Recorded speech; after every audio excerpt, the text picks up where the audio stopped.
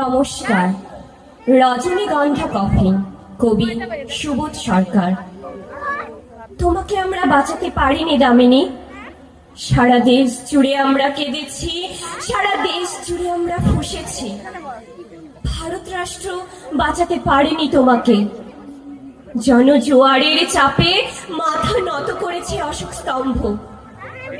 দেশের বাইরে পাঠিয়ে তোমাকে ফেরত আনতে পারিনি, ফেরত আনতে পারিনি তোমাকে দামিনী। ফেরত এসেছে রজনীগন্ধা কফিন, ফেরত এসেছে আমার ভারত কন্যা।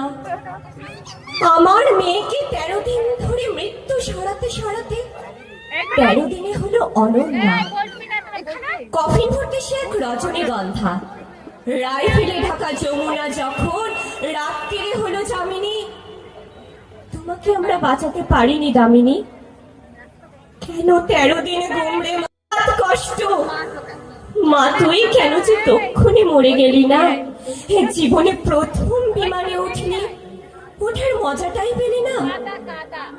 তোমাকে আমরা বাঁচাতে পারিনি দামিনী। মোমবাতিগুলো একটু একটু করে গলছে, গলে যাওয়া সেই মোমবাতি থেকে ভারতবর্ষ জ্বলছে। তোমাকে আমরা বাঁচাতে পারিনি দামিনী, তোমাকে আমরা মারতে পারিনি দামিনী। আমরা দেখেছি দামিনী নামের জনজোয়ারকে দেখেছি।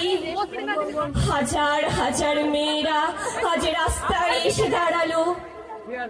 তুমি যে তাদের আগুন দামিনী, তুমি যে তাদের আলো। নমস্কার।